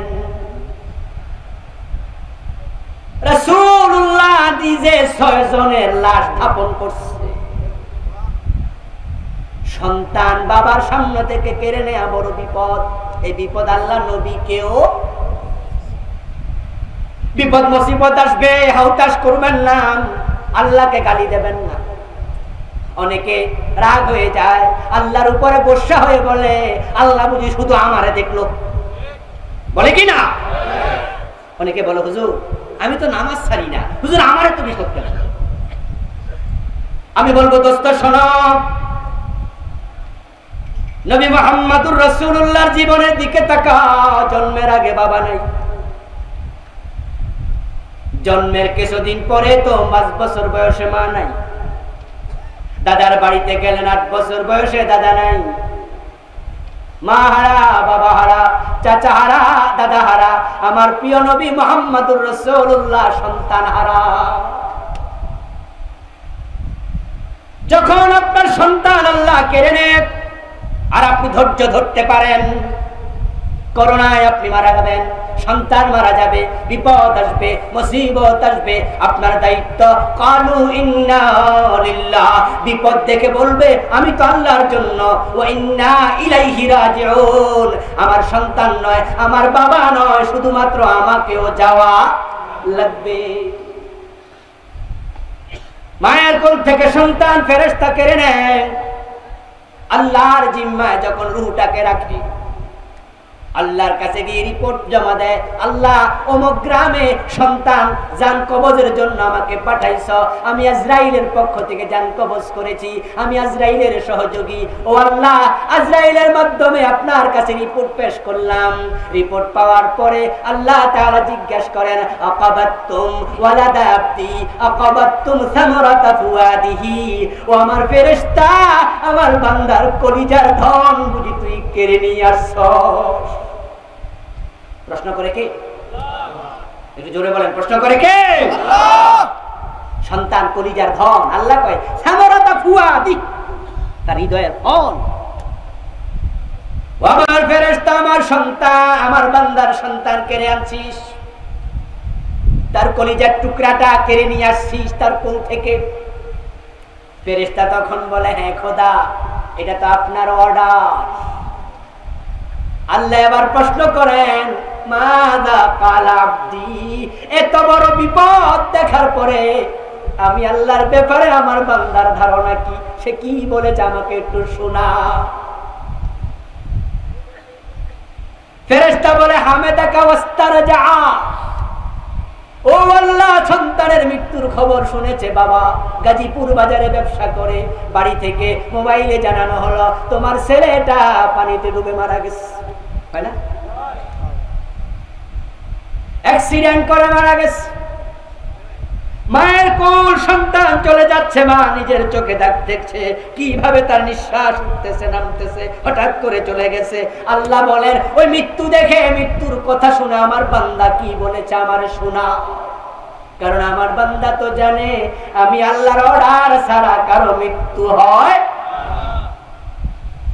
ফেরেশতা বলে আল্লাহ আজকে যে বাচ্চাটাকে কেড়ে আনলাম তার মৃত্যু দেখে তার মা তার বাবা পড়েছে ইন্না লিল্লাহি ওয়া ইন্না ইলাইহি রাজিউন। আল্লাহ বলে সে আমার উপরে খুশি, আমার উপরে নারাজ হয় না, সে আসার জন্য ঘোষণা দিয়ে বসে আছে। ও আমার ফেরেশতারা, এত বড় বিপদ দেখে আমার উপরে আমার বান্দা নারাজ হয় নাই।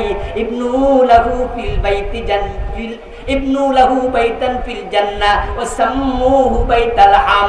আমি খুশি হয়ে অর্ডার করলাম জান্নাতের মাঝে এর পুরস্কার হিসাবে একটা ঘর আমার বান্দার জন্য বানায়া দাও। সুবহানাল্লাহ। বিপদ আসবে, মুসিবত আসবে, ধৈর্য ধরতে হবে। রাসূলুল্লাহ সাল্লাল্লাহু আলাইহি ওয়াসাল্লাম বলছেন ইন্না ইজামাল জাযা মা ইজামিল বালা। যার বিপদ যত বড় তার পুরস্কার তত বড়। বিপদ কে দেয়? আল্লাহ। কথা বলতে হবে, বিপদ কে দেয়? আল্লাহ। আরে গরিব মানুষ রিকশা কিনছে, অনেক দিনের শখ একটা ফেডেল ব্যতীত ইঞ্জিনওয়ালা রিকশা কিনবে, টাকা জমায় জমায় রিকশাটা কিনছে। স্বপ্নের বাস্তবায়নে মনে আনন্দ ধরে না, যাত্রী নিয়ে গাজীপুরে যাচ্ছে, রাস্তায় উঠছে, পিছন দিয়া ট্রাকে ধাক্কা দিয়া ধুমরে মুছরে শেষ করে দিল। ওই গরিব মানুষটার জন্য এটা বড় বিপদ। লাখ লাখ টাকা খরচ করে দোকানটা সাজাইছেন, লাখ লাখ টাকার মাল তুলেছেন, কারেন্টের শর্ট সার্কিট থেকে আগুন লেগে দোকান পুরাটা জ্বলে পুড়ে ছাই। এমন ঘটনা ঘটে কিনা? ঘটে না?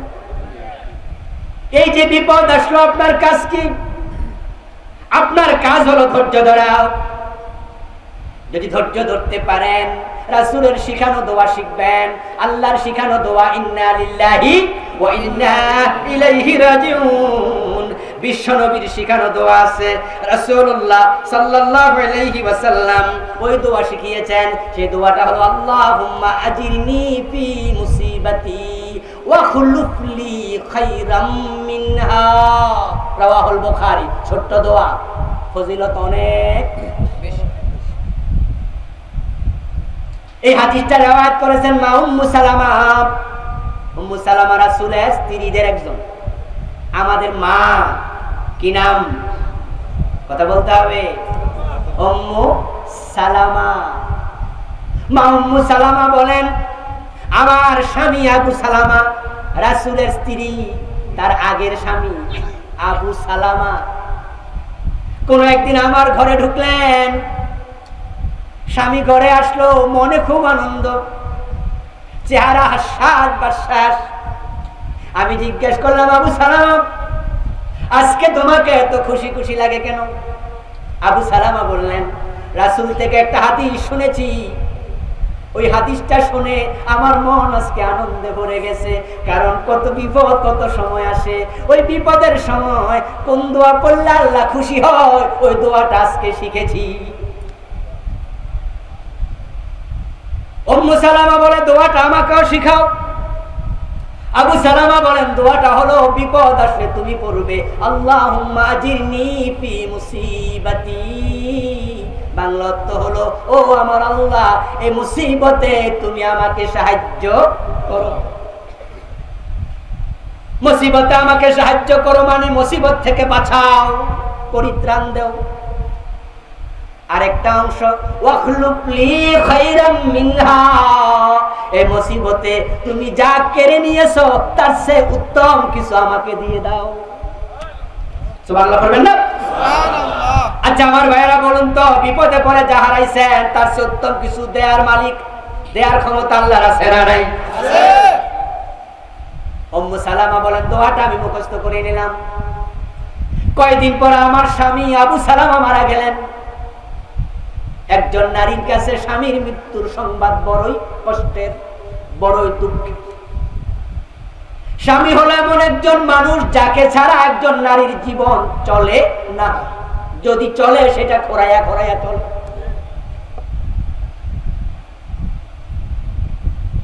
একজন নারীকে যদি আপনি 10 জন 12 জন আত্মীয়ের নাম বলেন, আপনার ছেলে, আপনার মেয়ে, ওই নারীর স্বামী, ওই নারীর বাবা, ওই নারীর মা, ওই নারীর ভাই, ওই নারীর বোন, এইভাবে 10-12 জন আত্মীয়ের তালিকা দিলেন। তালিকা দেওয়ার পরে আপনি যদি আবার তার হাতে কলম দেন, কলম দিয়ে বলেন আমি আপনাকে বলি এই 12 জন আত্মীয় থেকে একজনকে আপনার কাটতে হবে, ক্রস দিতে হবে, বাদ দিতে হবে, আপনি বাদ দেন। নারী বলবে সন্তানকে বাদ দিয়ে চলবে না, মা বাবা লাগবে। ঠিক আছে, এখানে তালিকার মাঝে মামা না থাকলো চল। কথা বোঝেন?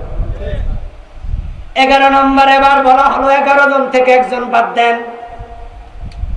তাকে দেখে বলবে চাচা না হলেও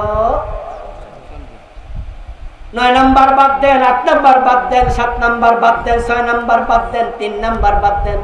এইভাবে বাদ দিতে দিতে নিজের সন্তানের কাছে আসবে 3 নম্বরের সন্তান, 2 নম্বরের স্বামী, উনি নিজে। এবার বললে এখান থেকে কাকে বাদ দিলে চলবে, স্বামী না সন্তান? ও দুজন থেকে একজন বেছে নেন, কাকে নিয়ে চলবেন। যদিও কলিজা কষ্ট, সন্তানকে কেমনে বাদ দেই, কিন্তু যদি বলা হয় কাটতেই হবে, বাদ দিতেই হবে, বেছে নেন।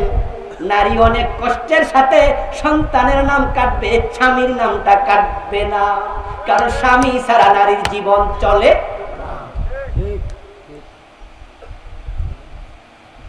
উম্মু সালামা বলেন আমার স্বামী মারা গেল, এর চেয়ে বড় কঠিন সংবাদ আর কি? কিন্তু রাসূলের ওই দোয়াটা আমার মনে পড়ে গেল। ওই কঠিন বিপদে আমি পড়লাম আল্লাহুম্মা আজিরনি ফি মুসিবাতি ওয়া খুলুফ লি খায়রাম মিনহা। এই দোয়াটা পড়ার পরে উনি তো আরব দেশের মানুষ, আরবিতে কি দোয়া পড়ছে এটা তো বোঝেই। স্বামীর কবর দেয়া হলো, রাতের বেলা শুয়ে শুয়ে উনি ভাবেন আমি আল্লাহর কাছে দোয়া করছি, আল্লাহ বিপদ থেকে আমাকে পরিত্রাণ দাও, এর চেয়ে ভালো কিছু আমারে দাও। আমার স্বামী আবু সালামা অনেক বড় ভালো মানুষ, অনেক চরিত্রবান, অনেক বুদ্ধিমান, গুণের অভাব নাই। আমার চোখে এর চেয়ে ভালো স্বামী আর কে, আমি নিজেও বুঝতে পারছিলাম না। দোয়া তো করেছি। কয়েকদিন যেতে না যেতে আমার ইদ্দত যখন শেষ হয়, নবী মুহাম্মদুর রাসূলুল্লাহ আমার ঘরে ঢুকে বলেন উম্মু সালামা আমি তোমাকে বিয়ের প্রস্তাব দিচ্ছি।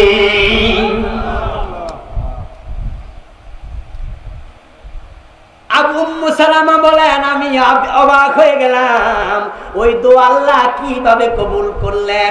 আমি বলেছি আমার স্বামী আবু সালামার চেয়ে আরো ভালো কিছু দাও। আমি তো তখন বুঝে শুনে দোয়াটাও করি নাই, শিখছি তাই করছি। কিন্তু আল্লাহ এই দোয়ার মূল্য কত দেয়, নবী মুহাম্মদকে স্বামী বানায় আমার ঘরে পাঠিয়ে দিল। এই জন্য বিপদ মুসিবতে পড়লে আল্লাহর কাছে দোয়া করা দরকার আছে না নাই?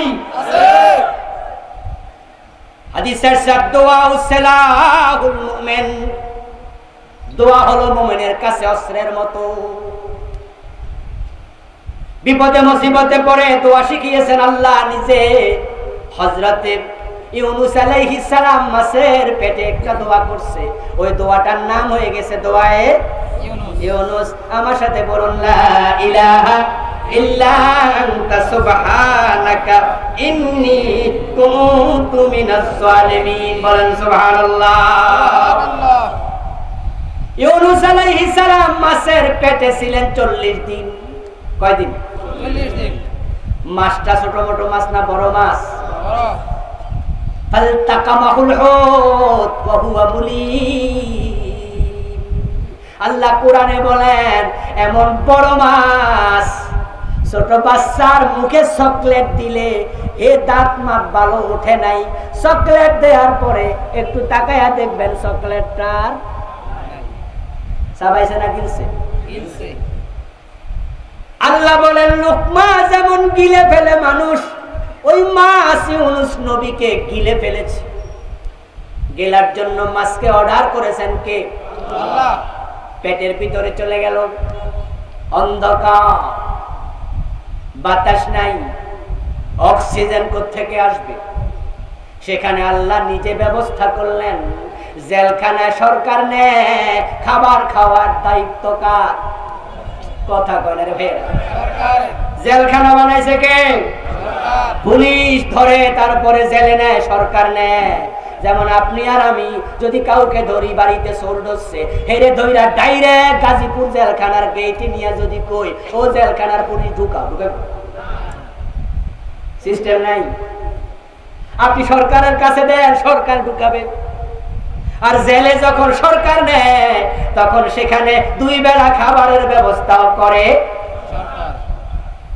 আল্লাহ ইউনুস নবীরে মাছের পেটে নিস। অক্সিজেন লাগলে সাপ্লাই দেবেন কে? আল্লাহ।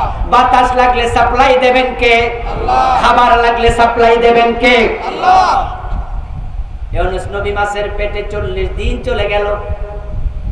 ওনার মনে পড়ে গেল, কাজটা তো আমি ঠিক করি নাই। আমার যে এলাকায় দাওয়াতি কাজের দায়িত্ব, ওই এলাকার নাম ছিল নানুয়া, নিনুয়া। আমি ওই নিনুয়া নানুয়া নামক এলাকা অতিক্রম করে চলে যাচ্ছিলাম নৌকায় চড়ে। আল্লাহর অনুমতি নেই নাই, তিনি আমার উপর রাগ করেছেন, তাই আমাকে মাছের পেটে ঢুকাইয়া দিছে। আমি অন্যায় করে ফেলেছি, তাই মাছের পেটে বলে লা ইলাহা ইল্লা আনতা সুবহানাক, ও আমার আল্লাহ তুমি ছাড়া ইলাহা নাই, পুত পবিত্র তুমি। ইন্নী কুনতু মিনাজ জালিমিন, আমি অন্যায় করে ফেলেছি। বিপদ মুসিবত যখন আসবে আত্মসমালোচনা করবেন, আমার অপরাধ আসছে কিনা। আমার ছেলেটা অ্যাক্সিডেন্ট করলো কেন? সে তো নিষ্পাপ। আমার মেয়েটা অ্যাক্সিডেন্ট করলো কেন? ব্যবসাটা লস হলো কেন? আত্মসমালোচনা করবেন। আপনার ছেলে নিষ্পাপ, আপনার মেয়ে নিষ্পাপ। অনেক সময় এমন হয় বাপের অপরাধের কারণে সন্তানের উপর আল্লাহ গজব দিয়ে দেয়, কারণ সন্তান আপনার সম্পদের মতো। আত্মসমালোচনা করি ইউনুস আলাইহিস সালামের মতো বলুন, ইন্নী কুনতু মিনাজ জালিমিন। আল্লাহ তাআলা কোরআন মাজিদে বলেন, ইউনুস যদি ইস্তিগফার না করত, লাউলা আন্নাহু কানা মিনাল মুসাব্বিহিন লালাবাসা ফি বাতনিহি ইলা ইয়াউমিন ইউবআসুন। ইউনুস যদি তাসবিহ না পড়তো, ইস্তিগফার না করতো, ক্ষমা না চাইতো, মাছের পেটে আমি আল্লাহ কিয়ামত পর্যন্ত বন্দী করে রেখে দিতাম। কিন্তু আমার ইউনুস যখন ইন্নী কুনতু মিনাজ জালিমিন বলল, আমি আল্লাহ দেরি করি নাই, আমার রহমতের সাগরে জোয়ার উঠে গেছে। আমি মাছকে বলেছি, ও মাছ তীরে চলে যা, আমার ইউনুসকে বমি করে দে। ফাস্তাজাবনা লাহু ওয়া নাজাইনাহু, পারেন না মিনাল গামবি ওয়া কাযালিকা নুনজিল মুমিনিন। আল্লাহ আবার আমাদেরকে বলে, দুনিয়ার মানুষ ও কুরআনওয়ালারা শোনো, আমি ইউনুসের ডাকে সাড়া দিয়েছি, তাকে মাছের পেট থেকে মুক্তি দিয়েছি। ওয়া কাযালিকা নুনজি, অনুরূপভাবে তোমরা যদি বিপদে পড়ে যাও, ক্ষমা চাইলে তোমাদেরকে মুক্তি দিয়ে দেব। দোয়া লাগবে, দোয়া।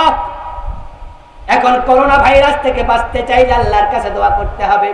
আল্লাহুম্মা ইন্নী আউযু বিকা মিনাল বারাস ওয়াল জুনুন ওয়াল জুযাম ওয়া মিন সাইয়িল আসকাম।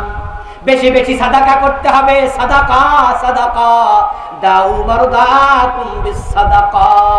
অসুখ হয়েছে, ডাক্তারের কাছে যাবেন, ঠিক আছে, ঔষধ কিনবেন, তাও ঠিক আছে, কিন্তু মাথায় রাখুন, আল্লাহ যদি সুস্থ না করে, ঔষধে সুস্থ করার ক্ষমতা নেই। রাসূলুল্লাহ বলেন, দাউ মারদাকুম বিসসাদাকা। তুমি ডাক্তারের কাছে যাও, ঠিক আছে, তবে আমি নবী মুহাম্মদ বলি, সাদাকা করার মাধ্যমে রোগের চিকিৎসা করো। তোমার রব চাইলে ঔষধ ছাড়া অসুস্থ করতে পারে। আস-সাদাকাতু তারুদ্দুল বালা, সাদাকার ক্ষমতা এত বেশি, বিপদ এসেছে আপনি গরিবকে টাকা দিয়ে দেন, ওই সাদাকা ওই বিপদটাকে ফিরিয়ে দেয়। আস-সাদাকাতু তুতফি গাদাবার রাব, আপনার রব আপনার উপরে রাগ হয়ে গেছে, আপনি বুঝেছেন এমন কাম আমি করছি আল্লাহ খুশি হতে পারে না। আল্লাহর হাবিব বলে তুমি সাদাকা করো, বিশেষত গোপনে করো। আস-সাদাকাতুস সির, গোপন সাদাকা, সাদাকাতুস সির তুতফি গাদাবুর রাব, তুতফি গাদাবার রাব, গোপনে সাদাকা করলে আল্লাহর রাগটা কমে যায়। বিপদ থেকে বাঁচতে চাও দোস্ত, সালাতুল হাজাত পড়ো। রাসূল সাল্লাল্লাহু আলাইহি ওয়াসাল্লাম যখন বিপদ দেখতেন নামাজে দাঁড়িয়ে যেতেন। আমাদের দেশের লোকেরা কেউ কেউ আছে বিপদ মুসিবতে পড়লে মাজারে সিন্নি মানত করে, আছে না নাই? মাজারে গরু মানত করে। মাজারে যেও না দোস্ত, রবের কাছে যাও। কেউ ফিরে না খালি হাতে, খাজারে তোর দরবারে, এমন গান গায় এবং বিপদে পড়লে আজমির শরীফে চলে যায় এমন মুসলমানের সন্তান। অথচ রাসূল কি বলেন, আকরাবু মা ইয়াকুনুল আবদু মির রাব্বিহি ওয়া হুয়া সাজিদ ফাকসিরুদ দুআ, রাওয়াহু মুসলিম। আল্লাহর হাবিব বলে বান্দা যখন সিজদা যায় সে তার আল্লাহর কাছে চলে যায়।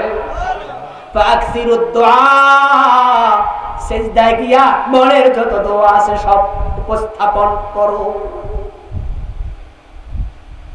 মেয়ে বিয়ে হয় না, ছেলে বিদেশ যেতে পারে না, চাকরি হয় না, ব্যবসায় উন্নতি হয় না, ঋণ আছে লাখ টাকা, পালিয়ে যেতে মন চায়, ঋণ দিতে পারো না, 10টি বেচে ব্যবসা বাণিজ্যে কোথায় যাবে বুঝে উঠতে পারো না, রোগটা সারে না, কত ওষুধ খাইলা কাজে আসে না। আমি তোমাকে বলি দোস্ত, তাহাজ্জুদের সময় সিজদায় চলে যাও। ওয়াস্তাঈনু বিস-সাবরি ওয়াস-সালাহ, সিজদায় গিয়ে চোখের পানি ছেড়ে দাও, রবের কাছে দরখাস্ত পেশ করো সিজদায়, আল্লাহ আমার বিপদটা সারাইয়া দাও, ও আল্লাহ আমার রোগটা তুমি সারাইয়া দাও, মেয়ের বিয়ের ব্যবস্থা করে দাও। ছেলে চাকরির দরখাস্ত দেয়, দরখাস্ত দিতে দিতে টাকা শেষ, কত জায়গায় ব্যাংকড্রাফট, চাকরি হয় না, আবার ব্যাংকড্রাফট 1000, এর চেয়ে বড় জুলুম আর কি? এখানেও কলেজের প্রিন্সিপাল আছেন, কলেজের শিক্ষক আছেন, গভর্নিং বডির সভাপতি আছেন, সেক্রেটারি আছেন, মাদ্রাসার গভর্নিং বডির লোকেরা আছেন। আপনারা যে দরখাস্তের টাকা চান, আপনাদের বোঝা উচিত যার কাছে টাকা চাই তার তো চাকরিটাই নাই।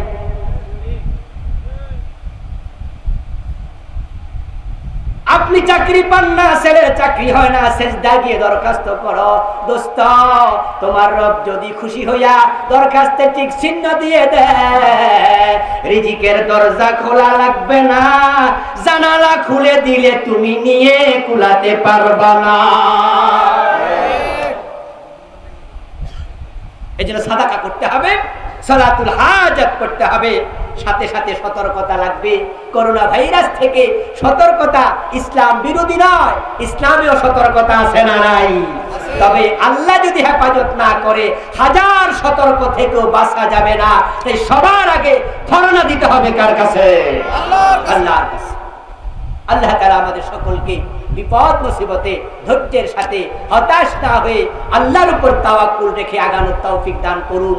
আল্লাহর উপরে ভরসা রাখা দরকার আছে কিনা? আওয়াজ করতে হবে, দরকার আছে কিনা?